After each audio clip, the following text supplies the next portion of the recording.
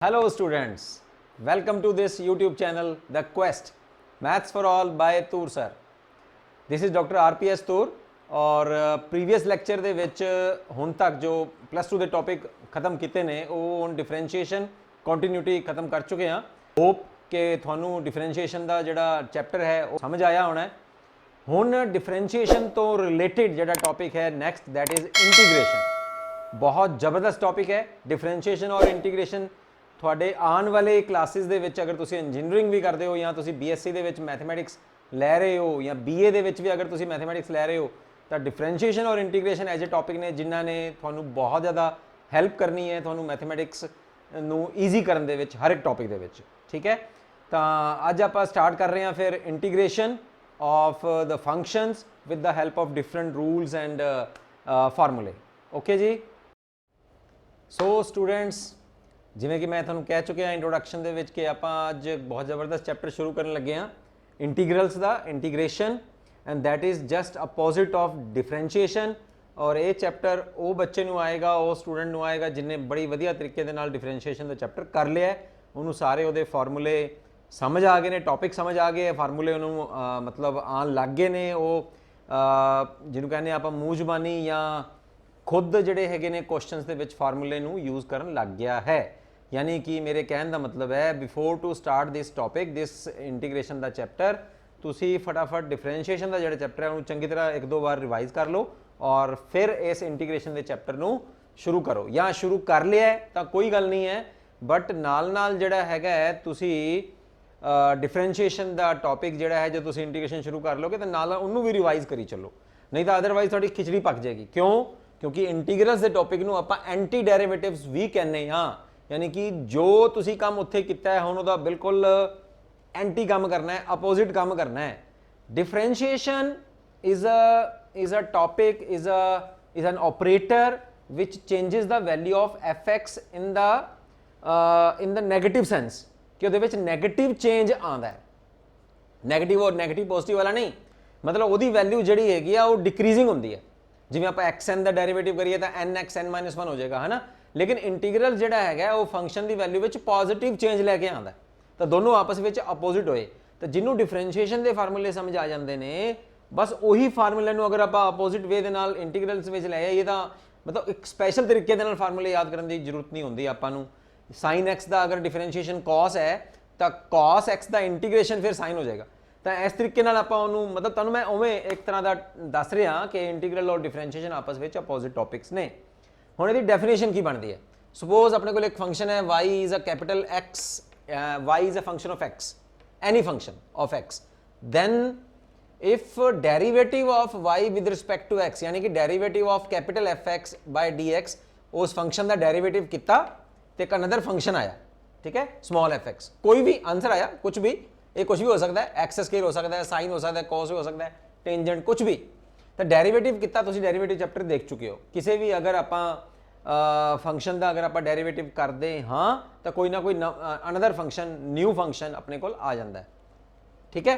तो ये another function आया, हुण एस फंक्शन का अगर आप इंटीग्रेशन करांगे, this is an integral operator, then this original function जिस फंक्शन का आप डेरिवेटिव किया सीगा वही फंक्शन इत्थे आ जाएगा प्लस अ सी।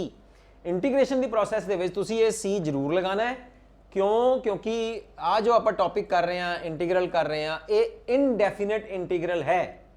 इनडेफिनेट एक तुहाडे कोल आएगा डेफिनेट इंटीग्रल जिहदे विच लिमिट दित्तियां होंदियां ने, ये है इनडेफिनेट इंटीग्रल। इनडेफिनेट इंटीग्रल दे विच तुसीं कांस्टेंट ऑफ इंटीग्रेशन जोड़ोगे, सी एक पैरामीटर है and it is called a constant of integration, जो तुसीं हर क्वेश्चन दे जो आंसर इंटीग्रेशन करांगे जो आंसर आएगा उहदे विच कांस्टेंट ऑफ इंटीग्रेशन तुसीं जोड़ना है। आ जिहड़ा हैगा sign this is called dx, इत्थे जो भी फंक्शन है राइट साइड ते this is integral operator. Integral operator जिवें कि तुहानूं डिफरेंशिएशन विच मैं दस्सिया सीगा कि आ जिहड़ा हैगा डी बाय डी एक्स ये है डिफरेंशियल ऑपरेटर। डिफरेंशियल ऑपरेटर ये ऑपरेटर ने, ऑपरेटर जिवें कंप्यूटर ऑपरेटर हुंदा है ना, ये ऑपरेटर्स दे देखो एक साइड का राइट साइड है, एक है दी लैफ्ट साइड, इस तरह ही डिफरेंशिएशन दी आ राइट साइड है और आ वाली साइड जो है वो लैफ्ट साइड है। तो ये जोड़े इंटीग्रल ऑपरेटर ने या डिफरेंशियल ऑपरेटर ने इन्हों के जो राइट साइड पर जोड़ा भी फंक्शन लिखा जाएगा, जो भी लिखा जाएगा इस राइट साइड से उदा ये चेंज कर देगा, वो वैल्यू नू चेंज कर देगा। अगर इंटीग्रल ऑपरेटर है तो पॉजिटिव चेंज ले आएगा, अगर डिफरेंशियल ऑपरेटर है तो वो नैगेटिव चेंज ले आएगा वो फंक्शन नू, वो वैल्यू नू जो यदि राइट साइड पर लिखी होएगी। सो ये ऑपरेटर जोड़े ने अपनी राइट हैंड साइड पर लिखी हुई, राइट का मतलब है जो एस साइड है और जो एस एफ साइड है, जो लैफ्ट से लिखी हुई है वह ये ऑपरेशन नहीं करेगा, वो कोई चेंज नहीं लैके आएगा, उस वैल्यू सिर्फ ये सिंपल मल्टीप्लीकेशन मनेगा। जिमें सुपोज करो कि मैं लिख देना d by d x of x square, तो जो राइट हैंड साइड पर लिखी हुई है यदा तो डिफरेंशिएशन कर देंगे डिफरेंशियल ऑपरेटर, और 4 नू की मनेगा सिंपल मल्टीप्लीकेशन सिंपली।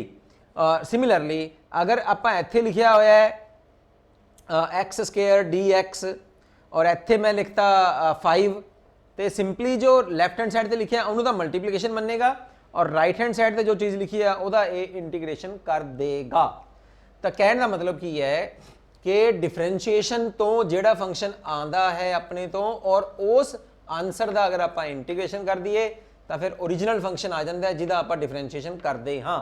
इस करके इंटीग्रेशन नू एंटी डेरिवेटिव्स भी आप कहने हैं कि जो आप डेरिवेटिव विच किता उहदे अपोजिट ने ये। So this is the definition मैं तुहानूं समझाई है। हुण इहदे भी फार्मूले ने जो मैं फार्मूले इत्थे लिखण लग्या, और तुसी जो फार्मूले नू फिर एज इट इज़ मैं इत्थे राइट हैंड साइड के उपर तुहानूं पिक पा दांगा इहदी फार्मूले दी, और वो सारे फार्मूले जिहड़े ने फिर एज इट इज़ तुसी उन्हां नूं याद करना है। और उहदे तो बेस्ड जिहड़े हैगे ने सब तो पहला तो तुसी डिफरेंशिएशन के फार्मूले याद करने हैं, ठीक है। और वैसे बुक के अगे दिता भी है, तुसी बुक नू खोल लो, उहदे जिहड़े सैकेंड पेज के उपर जिथे स्टार्टिंग हो रही है अपनी, उत्थे डिफरेंशिएशन और इंटीग्रेशन का जिहड़ा हैगा कंपैरिजन दिता होया है कि तुसी किस तरह नाल डिफरेंशिएशन के फार्मूले तो इंटीग्रेशन के फार्मूले कट सकते हो। तो मैं वो सारा पेज हुण पढ़ रहा, इत्थे नहीं लिखांगा, इत्थे तुहानूं मैं जिहड़ी हैगी है पिक पा देना इहदी, और वो रहेगी जो तक आप फस्ट एक्सरसाइज करांगे वो टोटली पिक उहदे तक रहेगी। एग्जाम्पल मैं फिर तुहानूं इस साइड पर करा दांगा, तुसी एग्जाम्पल इहदी डेफिनेशन जिहड़ी हैगी है फटाफट उहनूं नोट कर लो। और ये डेफिनेशन तुहानूं मतलब ज़्यादा बुक दे विच इलैबोरेट नहीं की हुई, तो तुसी इत्थे नोट करोगे तो तुहानूं ज़्यादा समझ आएगी। तो हुण फार्मूले आपां करदे हां डेरीवेटिव्स दे विच, जिवें दस रहे हैं डेरीवेटिव तुहानूं पता ही है कि डेरीवेटिव जिहड़ा हुंदा है ये फार्मूला तुहानूं याद होना चाहिए। एक्स पावर एन का की हुंदा है एन एक्स एन माइनस 1, ठीक है। तो फिर इंटीग्रेशन की होएगा d by d x of x n, right. ये हो जाएगा x n plus 1 over n plus 1 plus a constant of integration, and this is the integration of xn, that is the derivative, and xn the होन integration किवें पढ़ांगे integration of xn with respect to x किवें इनू read करांगे आपां, एक मैं थानू उवें करके दिखा रहा integration of the function x है xn with respect to x is given by this। हुण तुहानूं मैं एक फार्मूले में डिफरेंस समझा रहा की है। डेरीवेटिव के जो आप एक्सएन का डेरीवेटिव किया सीगा तो यदि जी पावर है वो तो अगे मल्टीप्लाई हो जाती है और पावर के एक माइनस हो जाता है, ठीक है। इत्थे इंडिपेंडेंट वेरीएबल किहड़ा हुंदा है जिहदे विच फंक्शन दिता हुंदा है उहदे रिस्पैक्ट में आप करते हैं, जिहदे रिस्पैक्ट में डिफरेंशिएशन कर रहे होंगे उही वेरीएबल हुंदा है। बाकी जिहड़ा दूसरा पैरामीटर या कोई होर वेरीएबल दिता भी होवे तो उन्होंने फिर आप कॉन्स्टेंट मनांगे, ठीक है। इत्थे n जिहड़ा है वो कॉन्स्टेंट है, x वेरीएबल है, क्यों क्योंकि x के रिस्पैक्ट में कर रहे हैं। तो डिफरेंशिएशन दे विच वो जिहड़ी पावर है वो पहले अगे मल्टीप्लाई करके उस पावर विचों एक माइनस कर दिंदा है। लेकिन इंटीग्रेशन दे विच की है, इंटीग्रेशन अगर आप एक्सन का कर रहे हैं तो यदि पावर विच पहले तो एक इनक्रीज करता है होएगा, फिर वो जिन्नी पावर वध गई इनक्रीज होने तो बाद उन्ना ही फिर डिवाइड कर दिंदा उस पावर को। बोलो समझाया। एक मैं थोड़ा यदा फार्मूला समझाया है, हुण बाकी थोड़ा फार्मूले मैं इत्थे थोड़ा पिक पा रहा, उन्होंने पढ़ रहे हाँ, ध्यान नाल उन्होंने समझो और वो फार्मूले नूं याद करना है। ये फार्मूले लगभग अपने कोल 15-16 फार्मूले हैगे ने, वो तुसीं फार्मूले जिहड़े ने एज इट इज़ याद करने हैं। वो फार्मूले उस बच्चे नूं बड़े ईजिली याद हो जाएंगे जिन्होंने डिफरेंशिएशन के फार्मूले याद ने, राइट। तो सब तो पहला ये जो बुक के दिता भी होया है differentiation of x power 1 is 1, so integration of 1 is x plus c, constant of integration तुसी लगाना है। Differentiation of sine x is cos x, integration of cos x is sine x, right. Differentiation of cos x, differentiation of cos x is minus sine x plus, ठीक है। Differentiation of cos x is minus sine x, एवं याद करना है इनू, अब book वांगू नहीं करना minus cos x is plus sine, no, differentiation of cos x is minus sine x, तो फिर integration of sine x is equal to minus cos x, right, plus constant of integration. Differentiation of tangent x is secant square x, so integration of secant square x is tangent of x. Differentiation of minus cot x is cosecant square x, तो integration of cosecant square x is minus cot of x plus constant of integration. Differentiation of secant x is secant x tangent x, integration of secant x tangent x is secant x, ठीक है, plus constant of integration.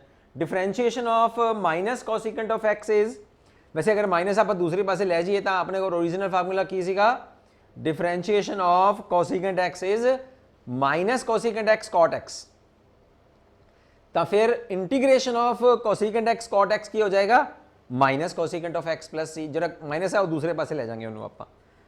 हुण आ गया inverse trigonometric ਜਿਹੜੇ functions ਹੈ ਉਹਨਾਂ ਦੇ differentiation ਆਪਾਂ ਕੀ ਕੀਤਾ ਸੀਗਾ, differentiation of sine inverse of x is equal to 1 over 1 minus x square, so integration of d by 1 over 1 minus x square dx ਜਿਹੜਾ ਹੈ ਨਾ ਉਹ ਆਪਾਂ ਨੂੰ ਇੰਟੀਗ੍ਰੇਸ਼ਨ ਸ਼ੋ ਕਰਦਾ, ਜਿਵੇਂ ਇੱਥੇ ਆ ਨੀਚੇ dx ਹੈ ਨਾ ਤੇ ਇਹ ਡਿਫਰੈਂਸ਼ੀਏਸ਼ਨ ਸ਼ੋ ਕਰਦਾ ਹੈ, ਦਿਸ ਇਜ਼ ਡਿਫਰੈਂਸ਼ੀਅਲ ਆਪਰੇਟਰ, ਤੇ ਜਿਹੜਾ ਇੱਥੇ ਹੈਗਾ ਆ ਚੀਜ਼ ਜਿਹੜੀ ਹੈਗੀ ਆ ਇੰਟੀਗ੍ਰੇਸ਼ਨ ਦੀ ਆ ਵਾਲੀ ਚੀਜ਼, ਇਹ ਫਿਰ dx ਇੱਥੇ ਕੀ ਡਿਨੋਟ ਕਰੇਗਾ, ਇੰਟੀਗ੍ਰੇਸ਼ਨ।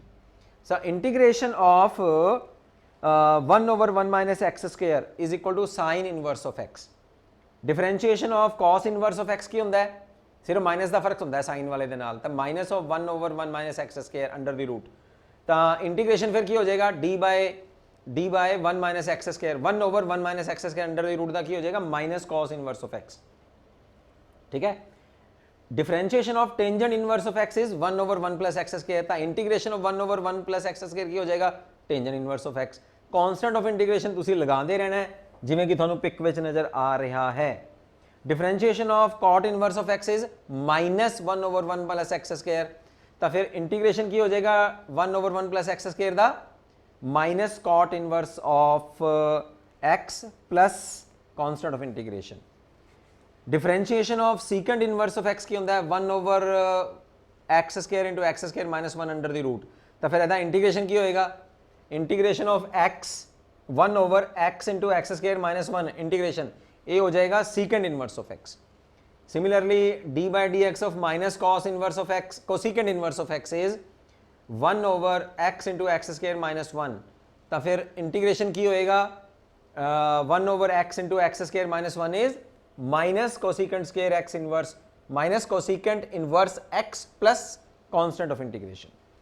ਹੁਣ आ रहा है कुछ एज इट इज ਜਿਹੜੇ ਹੈਗੇ ਨੇ ਇਹ ਐਕਸਪੋਨੈਂਸ਼ੀਅਲ ਫੰਕਸ਼ਨ ਹੈ, differentiation of exponential function is again exponential function, तो फिर जो इंटीग्रेशन होएगा एक्सपोनेंशियल फंक्शन का वो भी EX ही होएगा, बस नाल एक कॉन्स्टेंट ऑफ इंटीग्रेशन तुहानू लगाना होएगा। डिफरेंशिएशन ऑफ log x की होंदा है, दैट इज 1 over x, तो इंटीग्रेशन ऑफ 1 over x की होएगा log of x plus constant of integration. Differentiation of AX कितना होंदा है, ये होंदा है AX log of A, ठीक है, तो फिर इंटीग्रेशन AX का कितना होएगा, ये होएगा AX over log of A plus constant of integration. Differentiation log of A multiply है और इंटीग्रेशन ऑफ इंटीग्रेशन दे विच जिहड़ा log A है वो डिवाइड है प्लस कॉन्स्टेंट ऑफ इंटीग्रेशन। ये तुहानू मैं फार्मूले दसे ने जिहड़े मेन फस्ट एक्सरसाइज दे विच नोट हो रहे हैं, यूज़ हो रहे हैं, तो तुहानू ये मेरी राइट स्क्रीन के उपर जिहड़े ने ये फार्मूले नज़र आ रहे होंगे, इन्हों रीड करो अपनी बुक के विचों भी, इन्हों बार बार लिख लिख के देखो। फिर भी देखो मैं ये नहीं कहता कि तुसीं बार बार लिख के देखोगे रट्टा मारोगे तो फार्मूले याद हो जाएंगे, नहीं, फार्मूलिਆਂ ਨੂੰ याद करने का ਇੱਕੋ ਇੱਕ तरीका है कि इन्हों अप्लाई करो एग्जाम्पल्स ਦੇ ਵਿੱਚ। ਜਦੋਂ ਤੁਸੀਂ बार-बार एग्जाम्पल्स ਦੇ ਵਿੱਚ ਇਹਨਾਂ ਨੂੰ अप्लाई करोगे तो डेफिनेटली ये ਤੁਹਾਨੂੰ फिर आन लग जाएंगे, ठीक है। ओके, ਹੁਣ ਆਪਾਂ एग्जाम्पल शुरू करते हैं ਇਹਨਾਂ ਦੀ। फस्ट एग्जाम्पल ਦੇ ਵਿੱਚ ਤੁਹਾਨੂੰ ਕੀ ਕਹਿ ਰਿਹਾ ਹੈ कि right an anti derivative for each of the following functions using method of inspection. Method of inspection का मतलब है कि ਤੁਸੀਂ देख के पता करो कि ਜਿਹੜਾ ਤੁਹਾਨੂੰ ਆ फंक्शन ਦਿੱਤਾ ਹੋਇਆ है ਇਹਦਾ एंटी डेरिवेटिव की होएगा। एंटी डेरिवेटिव का मतलब है इंटीग्रेशन की होएगा, तो तुहानू सिर्फ इंस्पैक्शन वाली पता करना है ਤਾਂ ਇਹਦਾ ਮਤਲਬ ਕੀ ਹੈ, ਤੁਹਾਨੂੰ ਡਿਫਰੈਂਸ਼ੀਏਸ਼ਨ ਦੀ ਫਿਰ ਫੁੱਲ ਨੌਲੇਜ ਹੋਣੀ ਚਾਹੀਦੀ ਹੈ, ਸਿੱਧੀ ਜੀ ਗੱਲ ਹੈ। ਜੋ ਡਿਫਰੈਂਸ਼ੀਏਟ ਤੁਸੀਂ ਫਾਰਮੂਲੇ ਕਰਕੇ ਆਏ ਹੋ, ਤਾਂ ਫਿਰ ਤੁਸੀਂ ਦੱਸੋ ਮੈਨੂੰ ਕਿ cos ਔਰ sin ਦੇ ਵਿੱਚ ਆਪਸ ਵਿੱਚ ਕੀ ਹੈ, ਆਪੋਜ਼ਿਟ ਹੀ ਨੇ ਕਿ sin ਦਾ ਡੈਰੀਵੇਟਿਵ ਕਰੀਏ ਤਾਂ cos ਆ ਜਾਂਦਾ, cos ਦਾ ਡੈਰੀਵੇਟਿਵ ਕਰੀਏ ਤਾਂ sin ਆ ਜਾਂਦਾ। ਤੇ ਆਪਾਂ ਹੁਣ ਉਹ ਦੇਖਣਾ ਹੈ। ਫਸਟ ਕੁਐਸਚਨ ਇਹਦੇ ਵਿੱਚ ਦਿੱਤਾ ਹੋਇਆ ਹੈ, ਫਸਟ ਪਾਰਟ ਹੈ, ਇਹ ਦਿੱਤਾ ਹੈ right an anti derivative for each of the following functions. ਤਾਂ ਆਪਾਂ ਇਹ ਦੇਖਣਾ ਹੈ ਕਿ ਐਜਾ ਕਿਹੜਾ ਫੰਕਸ਼ਨ ਹੈ, ਐਜਾ ਕਿਹੜਾ ਫੰਕਸ਼ਨ ਹੈ ਜਿਹਦਾ ਮੈਂ ਡੈਰੀਵੇਟਿਵ ਕਰਾਂ ਤਾਂ cos 2x ਆ ਜਾਵੇ। ਇਹ ਤੁਸੀਂ ਇਨਸਪੈਕਸ਼ਨ ਦੇਖਣਾ ਹੈ। ਮਤਲਬ ਆ cos 2x ਜਿਹੜਾ ਹੈਗਾ ਇਹ ਕਿਸੇ ਨਾ ਕਿਸੇ ਦਾ ਡਿਫਰੈਂਸ਼ੀਏਸ਼ਨ ਹੈ, ਕਿਸੇ ਫੰਕਸ਼ਨ ਦਾ। ਹੁਣ ਇਹਦਾ ਮਤਲਬ ਕੀ ਬਣਿਆ, ਤੁਸੀਂ ਹੁਣ ਇੱਥੇ ਚੱਲੋ ਪਹਿਲੇ ਤਾਂ d by dx of sin 2x ਕਿੰਨਾ ਹੁੰਦਾ ਹੈ, ਇਹ ਹੋ ਜਾਏਗਾ cos of 2x ਔਰ 2x ਦਾ ਡੈਰੀਵੇਟਿਵ ਕਰਾਂਗੇ ਤਾਂ ਕਿੰਨਾ ਆ ਜਾਏਗਾ 2। ਹੁਣ ਆਪਾਂ ਨੂੰ ਕਿੰਨਾ ਚਾਹੀਦਾ ਹੈ, cos 2x ਚਾਹੀਦਾ ਹੈ, ਤਾਂ 2 ਨਾਲ ਇੱਧਰ ਡਿਵਾਈਡ ਕਰ ਦਿਓ ਤਾਂ ਫੰਕਸ਼ਨ ਕਿਹੜਾ ਮਿਲ ਗਿਆ ਆਪਣੇ ਕੋਲ, sin 2x divided by 2। So ਦਾ anti derivative of, anti derivative ਦਾ ਮਤਲਬ ਹੈ integration of cos 2x dx, यानी कि anti derivative of cos 2x is, anti derivative is आ गया 1/2 साइन ऑफ 2x, यानी कि थानू डिफरेंशिएशन करके आंसर दिता हुआ है, तुसी देखना है भी वो केड़ा फंक्शन सी दा डेरिवेटिव उन्हें किया है। जिवें हुण सैकेंड पार्ट है, ठीक है, सैकेंड पार्ट दे विच भी तुसी वो फंक्शन लभना है जिदा कि आ चीज़ है d by dx, वो वाला फंक्शन लभो जिदा डेरिवेटिव करिए तो ये आ जाए 3x² प्लस 4x क्यूब। देखो फिर एदा फंक्शन होना चाहिए, यानी कि सीधी जी गल है, एदा तुसी इंटीग्रेशन करोगे तो आ फंक्शन आ जाएगा, तो फिर एदा डेरिवेटिव करेंगे तो आ जाएगा। तो फिर तुसी यही गल देखोगे हुण कि भी आ की बनता है, तो सीधी जी गल है, एदा जो इंटीग्रेशन करते हैं ना आपां तो x³/3 आएगा, 3 नाल 3 कैंसिल हो जाएगा, और x4/4 आएगा तो 4 नाल 4 कैंसिल हो जाएगा। तो फंक्शन की आया फिर आ चीज़ x3 + x4, ये इंस्पैक्शन नाल देख रहे हैं, लेकिन जो तुम इंटीग्रेशन सीख जाओगे फिर तुम जिवें मैं फटाफट मैं लगाया तुम भी लगा दोगे फटाफट, ठीक है। उहदे लई तो की देख रहे हैं आपां, उहदे लई तुसीं देखो आ जी मेरी राइट हैंड साइड तुहानूं मैं जो फार्मूले की पिक पाई हुई है, उहदे विच फर्स्ट फार्मूला देखो, फर्स्ट फार्मूला की है integration of xn is equal to n + xn + 1 by n + 1। तो जो आप एदा इंटीग्रेशन करांगे तो x² का इंटीग्रेशन करांगे कितना आएगा x³/3, तो 3 नाल 3 कट गया आ गया। एदा इंटीग्रेशन करांगे x4/4, 4 नाल 4 कट गया आ गया। एदा मतलब एंटी डेरिवेटिव की आया, फिर एंटी डेरिवेटिव का मतलब है इंटीग्रेशन की आया, anti derivative is x³ + x4, ठीक है। इसी तरह ही थर्ड एग्जाम्पल है 1/x। हुण तुसी फिर चेक करना है कि ऐजा केड़ा फंक्शन है जिदा आपां डेरिवेटिव करिए तो 1/x आ जाए। सीधी जी गल है, तुहानूं पता होना चाहिए derivative of log x is 1/x, तो एंटी डेरिवेटिव ऑफ 1/x की होया फिर log x। सीधी जी गल है, आ तुहानूं जिहड़े फार्मूले दिते हुए हैं ना, लैफ्ट साइड के उपर तो तुहानूं डिफरेंशिएशन के फार्मूले ने, राइट साइड के उपर तुहानूं जिहड़े ने इंटीग्रेशन के फार्मूले ने, तो एक दूजे के एंटी डेरिवेटिव ही हो गए ना, लैफ्ट वाले डेरिवेटिव हो गए, ਜਿਹੜਾ इंटीग्रल्स ने वो एंटी डेरिवेटिव हो गए। तो जिवें derivative of sin x is cos, तो anti derivative of cos is sin, simple.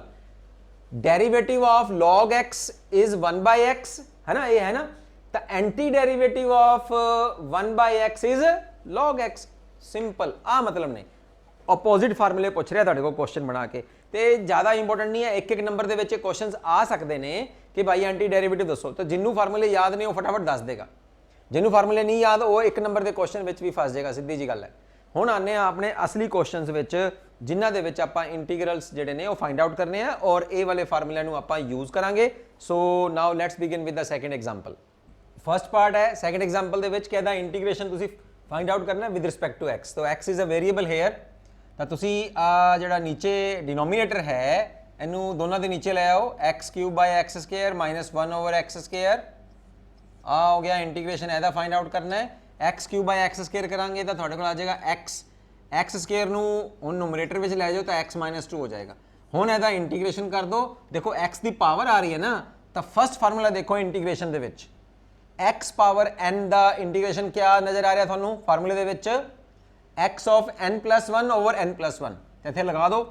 हुण पावर कितनी है इत्थे 1, तो आ जाएगा 1 + 1 ओवर 1 + 1 माइनस यदि पावर कितनी है -2, तो इत्थे आ जाएगा -2 + 1 over -2 + 1 plus uh constant of integration. Formula किहड़ा लगाया मैं एक्स एन डी एक्स का इंटीग्रेशन क्या है xn + 1 over n + 1 plus constant of integration.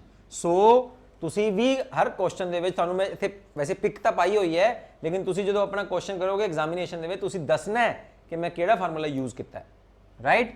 तो इत्थे कितना आ गया x² / 2 माइनस -1 आ गया, -1 इधर कैंसिल हो जाएगा, प्लस आ जाएगा, ठीक है। और x पावर -1 बचेगी, वो नीचे ले आने plus uh constant of integration. This is your answer.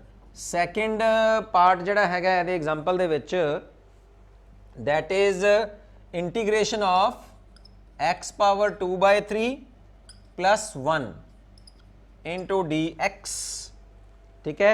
x power 2/3 simple जा वही फार्मूला लग जाएगा, दोबारा आई फार्मूला लग रहा है ना। हुण पावर 2/3 आ गई है, तो एक जोड़ देंगे ये 2/3 + 1 ओवर 2/3 + 1 प्लस 1 का integration with respect to x। देखो फर्स्ट फार्मूला है 1 का integration with respect to x is x plus a constant of integration. हुण इनू थोड़ा सॉल्व कर लो, 3 ते 2 5, ये 5/3 है तो 3/5 हो जाएगा अपोजिट होके, ये भी हो जाएगा 3 ते 2 5/3 plus x plus constant of integration. This is your answer. Second example का थर्ड पार्ट अपने को है कि इंटीग्रेशन तुसी करके दिखाना है।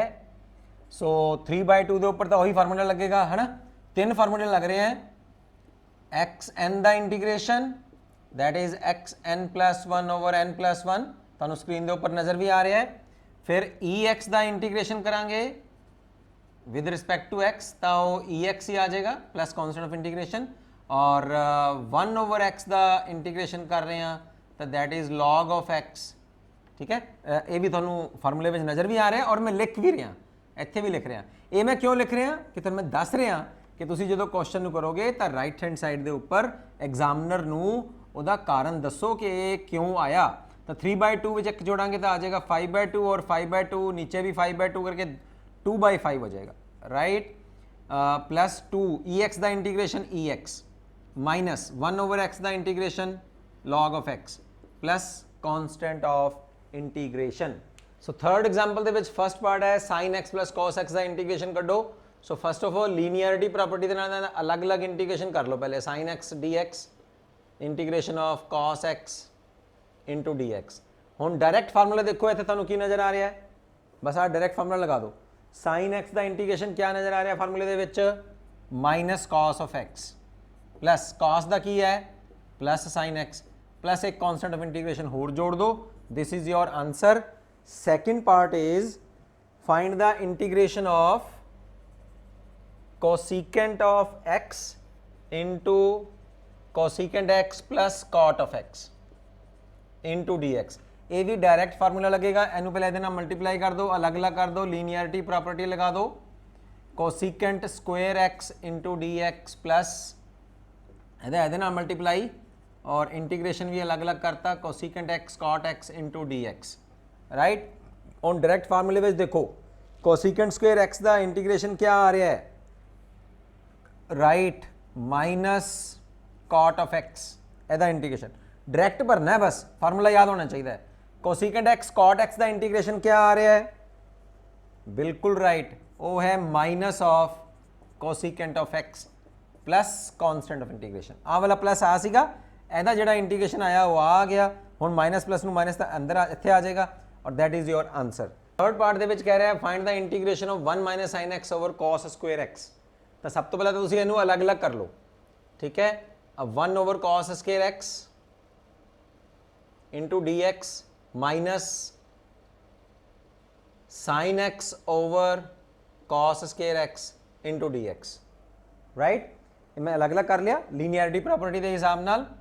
तो cos स्क्वेयर x नू तुसीं हुण नोमरेटर में ले जाओगे, 1 ओवर cos स्क्वेयर x कितना हो जाएगा secant square x into dx minus आ cos 2 ने, है ना, स्क्वेयर है तो एक cos ले आवांगे साइन के नीचे तो कितना हो जाएगा टेंजेंट x।